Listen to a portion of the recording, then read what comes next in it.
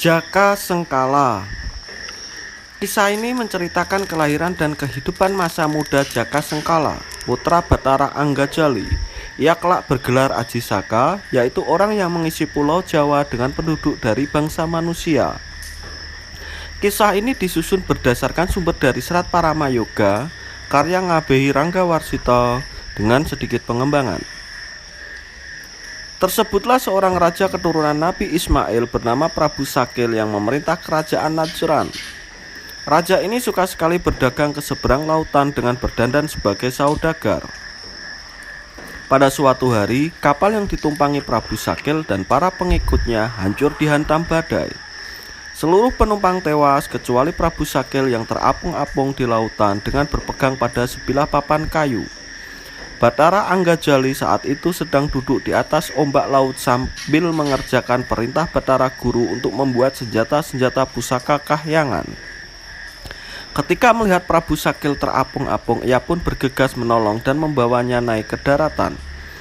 Setelah sadar dari pingsan, Prabu Sakil berterima kasih atas pertolongan Bathara Anggajali. Mereka pun berkenalan dan saling menceritakan asal-usul masing-masing. Sebagai ungkapan terima kasih, Prabu Sakil memohon dengan sangat agar Bathara Anggajali sudi singgah di kerajaan Najran barang beberapa hari. Bathara Anggajali tidak tega untuk menolak. Maka dengan kesaktiannya ia pun menggendong Prabu Sakil dan membawanya terbang di udara, sehingga dalam sekejap saja mereka sudah sampai di ibu kota kerajaan Najran. Prabu Sakil sangat menyukai pribadi Bathara Anggajali dan berterus terang ingin menjadikannya menantu. Saat itu ia telah memiliki seorang putri remaja bernama Dewi Saka yang hendak dijodohkan dengan dewa pembuat senjata tersebut. Bathara Anggajali menerima lamaran Prabu Sakil dengan senang hati. Maka dilangsungkanlah pernikahan antara dirinya dengan Dewi Saka. Namun ia juga tidak bisa lama-lama meninggalkan tugas yang diberikan Bathara Guru. Setelah sang istri mengandung, Bathara Anggajali pun mohon pamit kembali ke tengah lautan untuk melanjutkan pembuatan senjata-senjata pusaka. Sudah lebih dari 9 bulan mengandung, namun Dewi Saka belum juga melahirkan. Segala macam pengobatan sudah diusahakan oleh Prabu Sakil, namun belum juga berhasil. Sampai akhirnya usia kandungan mencapai 2 tahun, barulah Dewi Saka melahirkan bayi laki-laki berkulit putih bersih dengan mata berwarna merah berkilat-kilat. Bayi itu diberi nama Jaka Sengkala karena kelahirannya tergolong aneh dan tidak seperti bayi-bayi lain pada umumnya. Sejak kecil, Jaka Sengkala sudah memiliki keistimewaan. Ia tidak minum air susu ibunya, tetapi menghisap ujung jari sendiri. Ketika berusia 8 tahun, ia sudah menamatkan semua ilmu yang diajarkan para ulama. Setelah tumbuh dewasa, ia pun memiliki berbagai macam kesaktian, antara lain mampu terbang di angkasa. Pada suatu hari, Jaka Sengkala meminta ibunya untuk menceritakan siapa sebenarnya ayah kandungnya. Setelah didesak terus-menerus, Dewi Saka akhirnya bercerita bahwa Jaka Sengkala sebenarnya adalah cucu seorang dewa pembuat senjata bernama Bathara Anggajali yang saat ini sedang berada di atas Samudra Hindia. Jaka Sengkala sangat penasaran ingin bertemu ayahnya dan tidak bisa ditahan lagi. Ia mohon pamit kepada kakek dan ibunya untuk pergi mencari Bathara Anggajali. Dengan berat hati, Prabu Sakil dan Dewi Saka pun melepas kepergian Jaka Sengkala yang sangat mereka kasihi itu dan mendoakannya supaya selalu mendapatkan perlindungan Tuhan Yang Maha Kuasa. Jaka Sengkala terbang meninggalkan kerajaan Najran dan sampai di atas Samudra Hindia. Di tengah lautan ia melihat Bathara Anggajali sedang duduk tenang di atas ombak lautan sambil tangannya bekerja membuat senjata-senjata pusaka. Jaka Sengkala yakin orang itu adalah ayah kandungnya dan ia pun segera memperkenalkan diri.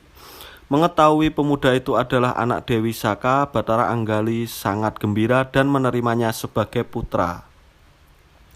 Jaka Sengkala sangat kagum melihat kesaktian sang ayah dalam membuat senjata yang tidak menggunakan api, namun cukup jarinya memijat-mijat besi saja.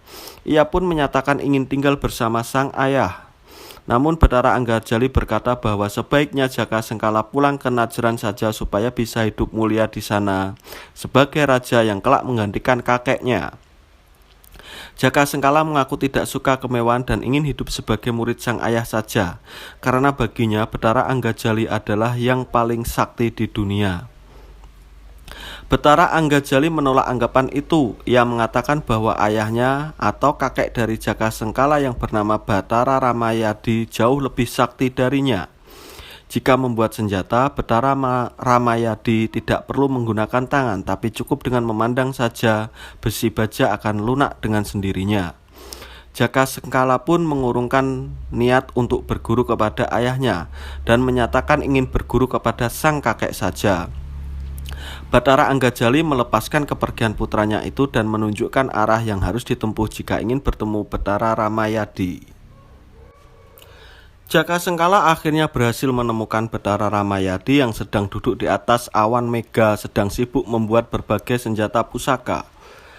Tanpa perlu Jaka Sengkala memperkenalkan diri, ternyata Bathara Ramayadi sudah dapat menebak kalau ia adalah cucunya sendiri, yaitu putra Bathara Anggajali. Jaka Sengkala menyampaikan niatnya ingin berguru kepada sang kakek yang dianggapnya paling sakti di dunia. Kini ia melihat dengan mata sendiri bagaimana sang kakek membuat senjata tanpa perlu menggunakan tangan. Cukup dengan dipandang saja, segala macam besi dan baja akan lunak dengan sendirinya. Namun Bathara Ramayadi menolak sebutan paling sakti tersebut, karena ia hanyalah seorang empu pembuat senjata. Para dewa di Kahyangan Tengguru jauh lebih sakti, dan yang paling sakti adalah Bathara Guru, sang raja para dewa. Adapun dewa lainnya yang memiliki kesaktian setara dengan Bathara Guru adalah putra bungsunya yang bernama Bathara Wisnu. Jaka Sengkala terlihat kecewa karena kakeknya ternyata bukan yang paling sakti. Ia kemudian mohon pamit untuk berangkat menemui Bathara Wisnu.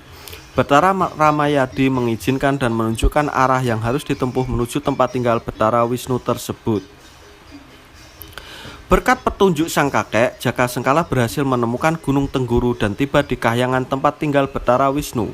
Tanpa harus memperkenalkan diri, Bathara Wisnu dapat menebak asal-usul Jaka Sengkala sekaligus mengetahui perasaan kecewa dalam hati pemuda itu terhadap ayah dan kakeknya, yang ternyata bukan manusia paling sakti di dunia.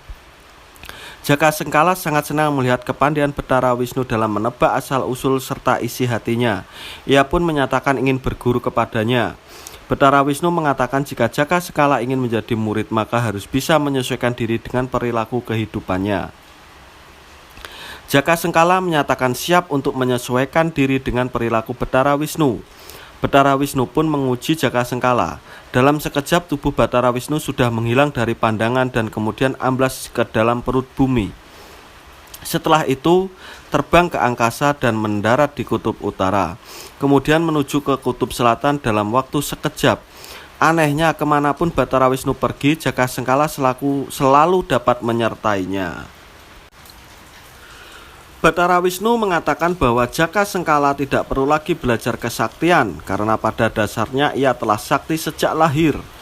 Bathara Wisnu juga menjelaskan bahwa di dunia ini tidak ada makhluk yang memiliki kesaktian paling sempurna, karena yang sempurna hanyalah Tuhan yang maha sempurna. Maka ilmu yang paling tinggi derajatnya bukanlah ilmu kesaktian yang membuat manusia tidak terkalahkan, tetapi ilmu pengetahuan yang membuat manusia semakin dekat dengan Tuhan yang maha kuasa. Itulah ilmu kesempurnaan yang seharusnya dipelajari dan diamalkan. Jaka Sengkala pun memohon supaya Bathara Wisnu mengajarkan ilmu kesempurnaan tersebut agar ia dapat mendekati Tuhan yang Maha Kuasa. Bathara Wisnu menyarankan supaya Jaka Sengkala berguru kepada sahabatnya saja yang bernama Pendeta Usmanaji di kerajaan Bani Israel. Jaka Sengkala menurut dan berangkat menuju arah yang ditunjukkan kepadanya. Jaka Sengkala akhirnya bertemu dengan Pendeta Usmanaji dan menceritakan apa yang disampaikan Bathara Wisnu kepadanya. Pendeta Usmanaji berkenan menerimanya sebagai murid dan mengajarinya berbagai macam ilmu pengetahuan dan hakikat kebenaran. Setelah mempelajari semua ilmu dari sang guru, Jaka Sengkala berubah menjadi sosok rendah hati dan tidak lagi angkuh seperti sebelumnya. Pendeta Usmanaji meramalkan bahwa kelak Jaka Sengkala akan menjadi manusia yang dipilih Tuhan untuk mengisi Pulau Jawa dengan penduduk manusia.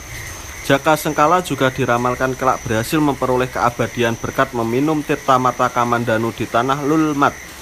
Namun waktunya masih lama. Pendeta Usmanaji menyarankan agar saat ini Jaka Sengkala pergi ke kerajaan Surati untuk bertemu ayahnya sambil menunggu takdir Tuhan lebih lanjut.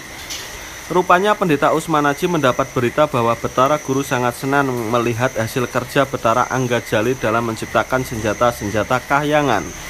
Sehingga ayah Jaka Sengkala itu pun mendapatkan hadiah berupa kerajaan Surati. Jaka Sengkala menuruti nasihat sang guru. Dengan berat hati ia pun mohon pamit. Pendeta Usmanaji melepas kepergian muridnya itu dan meramalkan kelak mereka akan bertemu lagi di Pulau Jawa yang terletak di seberang tenggara. Dari kerajaan Bani Israel menuju kerajaan Surati, Jaka Sengkala tidak lagi terbang di angkasa seperti yang sudah-sudah, tetapi lebih memilih berjalan kaki menyusuri jalur darat. Sesampainya di tempat yang dituju, ia disambut dengan hangat oleh sang ayah, yaitu Betara Anggajali. Adapun saat itu Betara Anggajali telah menjadi raja dengan bergelar Prabu Iwasaka. Jaka Sengkala pun diangkat sebagai pangeran mahkota kerajaan Surati dengan bergelar Raden Aji Saka.